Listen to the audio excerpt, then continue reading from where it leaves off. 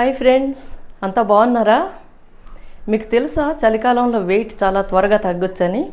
దానికి కొన్ని ఆహార పదార్థాలు కూడా ఉన్నాయి చాలా ఫాస్ట్గా ఫ్యాట్ కరగటానికి. అందులో ఒకటి ఉలవలు. ఈరోజు ఉత్తరాంధ్ర స్టైల్లో మీకు ఉలవచారు చెప్తాను. అది సూపుగా తీసుకోవచ్చు, మీరు ఉలవచారు అనుకోవచ్చు, ఏమైనా అనుకోవచ్చు. కొంచెం లైట్గా ఉంటుంది అనమాట మామూలు ఉలవచారు కంటే. మీరు లాస్ట్ వరకు చూడండి, ఇది స్పెషల్ ఫ్లేవర్తో చేస్తున్నాను. ఇప్పుడు మనం ఉలవలు ఈరోజు చేస్తామనగా నిన్న ఉదయం శుభ్రంగా కడిగేసి మంచినీటిలో అవి నానబెట్టి ఉంచాలి. సాయంత్రం వాటిని ఉప్పేసి ఉడికించాలి. అవి నేను 100 గ్రాములు తీసుకున్నాను అనమాట. వాటి నీరు ఉలవల నీరు అనమాట. ఇది చింతపండు గుజ్జు. ఎండుమిరపకాయలు మాత్రమే వేస్తాం, ఇందులో కారం వేయం. అందువల్ల మీకు సరిపడా మిరపకాయలు వేసుకోండి. వెల్లుల్లి రెక్కలు ఒక 6, చిన్న ఉల్లిపాయలు ఉంటే వేసుకోండి ఒక 3, అవైతేనే బాగుంటాయి. ఉప్పు, ఇంకా ఒక 1/2 స్పూన్ ధనియాలు, ఒక 1/2 స్పూన్ జీలకర్ర. ఇవి గ్రైండ్ చేసేటప్పుడు మీరు చింతపండు రసం వేసి గ్రైండ్ చేసుకోండి. మిరపకాయలు, ధనియాలు, జీలకర్ర ఇవి ఫస్ట్ గ్రైండ్ చేయాలి. లాస్ట్లో వెల్లుల్లిపాయలు, ఉల్లిపాయలు వేసుకోవాలి, ఎందుకంటే అవి మెత్తగా పేస్ట్ అయితే బాగుండదు కాబట్టి. ఆ తర్వాత ఇవి పోపు పెట్టడానికి అనమాట. కరివేపాకు, వెల్లుల్లి రెక్కలు కొంచెం ఎక్కువ వేసుకోండి. చిన్న ఉల్లిపాయలు 2 తీసుకోండి, నేను మరీ చిన్నవి కాబట్టి 4 తీసుకున్నాను. పోపు గింజలు, మెంతులు, మినపప్పు, జీలకర్ర, ఆవాలు, ఇంతే. ఇంకా ప్రాసెస్ చూద్దాం. ఇప్పుడు మనం ఉలవలు గ్రైండ్ చేసుకున్నాం, మిగతా అన్నీ వేసి. సో ఏం చేద్దామంటే ఫస్ట్ కొంచెం చింతపండు పులుసు, కొంచెం నీళ్లు వేయండి. ఇలా ఫస్ట్ నీళ్ళు వేస్తే ఏమవుతుందంటే అడుగు పట్టదనమాట. చిన్న చిట్కాలు. ఒక్కొక్కసారి మనం ఇలా పేస్ట్ వేసేసి అలా పెట్టేసామంటే అడుగంతా పట్టేస్తుంది, మాడిపోతుంది అనమాట. అది.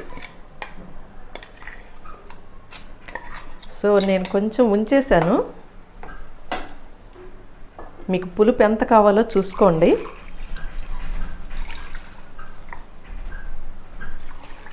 ఇది మా పక్క కొంచెం ఎక్కువే వేస్తాం అనమాట ఉలవలు.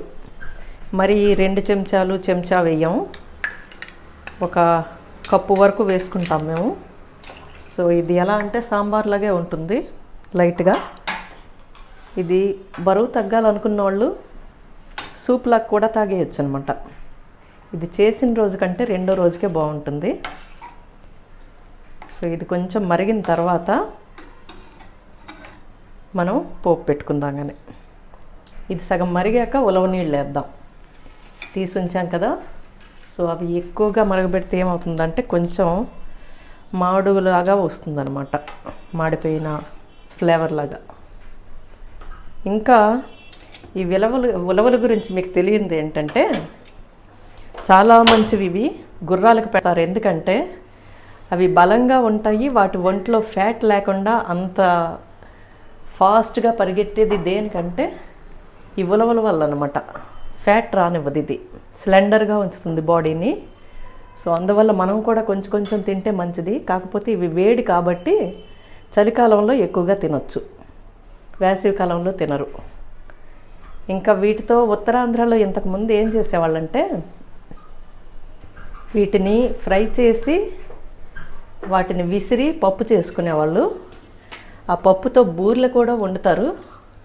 అంతేకాకుండా దాన్ని మరలో పిండి ఆడించి దాంతో చాలా చేస్తారనమాట. ఉలవ కట్టు చేస్తారు, ఉలవ సున్నుండలు చేస్తారు, ఇంకా పరమాన్నంలో వేస్తారు.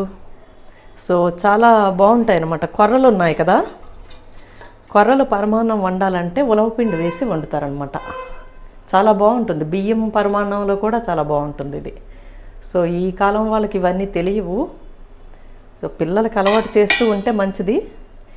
ఇప్పుడు మోడర్న్ స్టైల్లో చెప్పాలంటే వీటిని ఏం చేయాలంటే ఇలా ఉప్పు వేసి ఉడికించినవి కూడా చాలా బాగుంటాయి టేస్ట్. మీకు లేదు అంటే దీన్ని చాట్లాగా కూడా తయారు చేసుకోవచ్చు. మనం సాలడ్లో వేసుకోవచ్చు.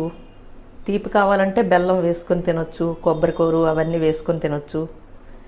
ఇంకా రకరకాలుగా తినొచ్చు. కూర కూడా వండుకుంటారు. ఫ్రై చేసుకోవచ్చు గుగ్గిళ్ళలాగా. సో ఏదో రకంగా తినడం మంచిదన్నమాట.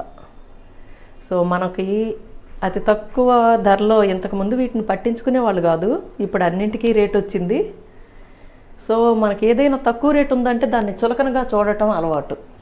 ఖరీదైనవంటే గొప్పవి, రేట్ లేదు అంటే పనికి మాలిన కింద లెక్క కడతాం మనం ప్రతిదానికి. నిజానికి పోషక విలువలు తక్కువ, ఖరీదైన వాటిలోనే ఎక్కువ ఉంటాయి.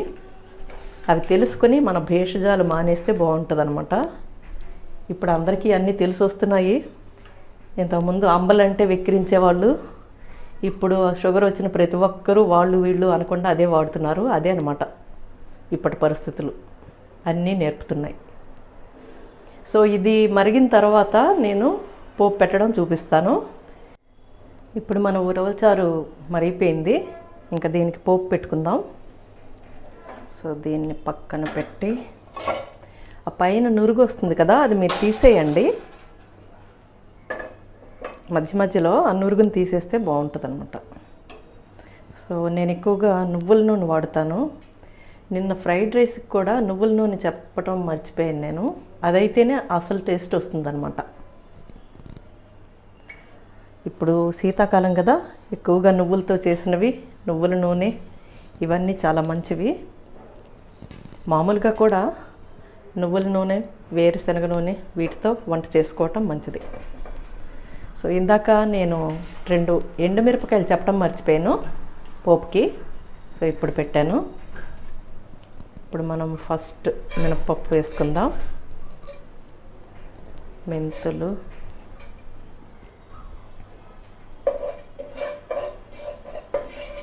పోపులన్నీ ఒకసారి వేసేసినా కూడా పర్వాలేదు.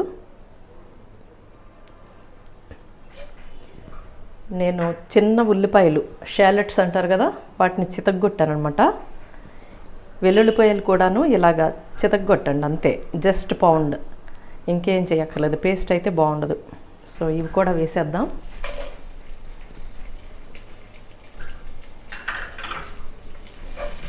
దీంట్లో స్పెషల్ ఏంటంటే, మీ దగ్గర దబ్బ చెట్టు కానీ నారింజ చెట్టు కానీ ఉంటే 2 ఆకులు తెచ్చుకొని శుభ్రంగా కడిగి పెట్టుకోండి.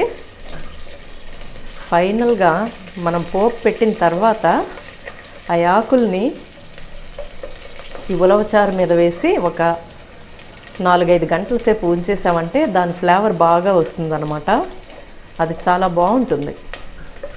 సో మా ఇంట్లో చేసిన పద్ధతి అది, అందుకు మీకు చెప్తున్నాను. అవే తేటానికి వెళ్ళాను అనమాట. నాకు నిమ్మాకులు దొరికాయి, అవి వేస్తున్నాను. ఇంకా వీటిలో కొత్తిమీర అలాంటివన్నీ వేయకండి, ఎందుకంటే దీని అసలు ఫ్లేవర్ ఏంటో తెలియకుండా పోతుంది. అందుకని కరివేపాకు మాత్రం వేస్తున్నా. సో శీతాకాలం ఇలాంటివన్నీ చేసుకుంటూ సూపులాగా తాగొచ్చు, మీరు దోశలతో కూడా తినొచ్చు, ఇడ్లీలో వేసుకోవచ్చు. సో ఎన్ని రకాలుగానైనా ఈ ఉలవచారుని తినొచ్చు. సో పశువుల దానా అనకుండా చక్కగా మనం కూడా వాటి విలువలు తెలుసుకొని వాడుకుందాం. ఓకే, ఇంకా ఈ పోపుని మా పక్క ఎలా పెడతారంటే చూపిస్తాను చూడండి. అందరూ పోపు తీసి దాంట్లో వేస్తారు కదా, మా వాళ్ళు పోపు వేస్తే 3 వీధుల వరకు వాసన రావాలంటారనమాట. అది చాలా వేడి మీద ఉన్నప్పుడే పోస్తారు. జాగ్రత్త, అది ఒక్కొక్కసారి చేతి మీదకి వస్తుంది. సో చిన్న టెక్నిక్, పక్క నుంచి వేయాలన్నమాట. వెంటనే మూత పెట్టేయాలి. మూత పెట్టాక మరగనివ్వాల్సిన అవసరం లేదు. మీరు ఆఫ్ వేసి ఈ ఆకులు కూడా వాటి మీద వేసేసి 1 గంట 2 గంటలు మూత తీయకుండా అలా ఉంచేయండి. మొత్తం ఫ్లేవర్స్ వచ్చాక ఆ ఆకులు తీసేయచ్చు.